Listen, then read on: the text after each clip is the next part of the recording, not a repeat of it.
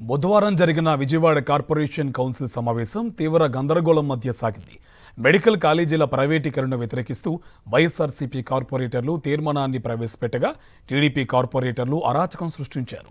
సభలో రసభాస సృష్టించి తీర్మానం పేపర్లు చించేశారు. ఈ సందర్భంగా డిప్యూటీ మేయర్పై టీడీపీ సభ్యులు దాడికి పాల్పడ్డారు. తెలుగుదేశం పార్టీ కార్పొరేటర్ల దౌర్జన్యాన్ని వైఎస్ఆర్సీపీ తీవ్రంగా ఖండించింది. విజయవాడ నగరపాలక సంస్థ సర్వసభ్య సమావేశంలో వైఎస్ఆర్సీపీ కార్పొరేటర్లు ప్రవేశపెట్టిన 2 ప్రజోపయోగ తీర్మానాలను టీడీపీ కార్పొరేటర్లు వ్యతిరేకించారు.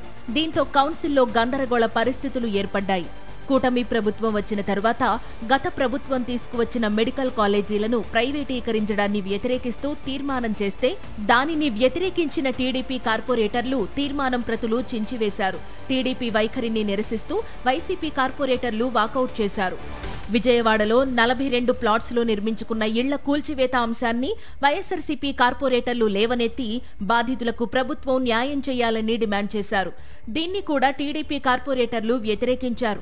రజక కమ్యూనిటీ హాల్కి చాకలి ఐలమ్మ పేరు పెడితే ఆ పేరును ప్రభుత్వం తొలగించిందని, తెలంగాణ మహిళ కాబట్టి పేరు తొలగించారని, అలా అయితే చంద్రబాబు, పవన్ హైదరాబాదులో ఎందుకు ఉంటున్నారని వైఎస్ఆర్సీపీ కార్పొరేటర్లు ప్రశ్నించారు.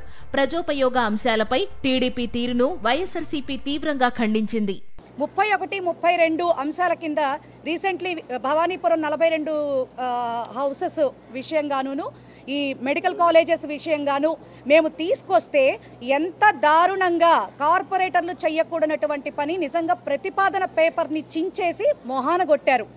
ఇది సరైనటువంటి విధానం కాదు. ప్రజల పక్షాన వీళ్ళకి ఎంత బాధ్యత ఉందో తెలుస్తూ ఉంది. నిజంగా ఇంత అరాచకాన్ని ఖచ్చితంగా ఎదుర్కోవటానికి వైఎస్ఆర్సీపీ ఎప్పుడు మా జగన్మోహన్ రెడ్డి గారి ఆదేశానుసారం ప్రజలకి అండదండలుగా ఉండటానికి ముందుకు సాగుతుంది. తెలుగుదేశం పార్టీ ప్రజా వ్యతిరేక విధానాలు విజయవాడ కార్పొరేషన్లో కూడా బహిర్గతమయ్యాయి. ప్రజలకు మేలు చేసే ఏ తీర్మానాన్ని టీడీపీ కార్పొరేటర్లు సహించలేకపోతున్నారు.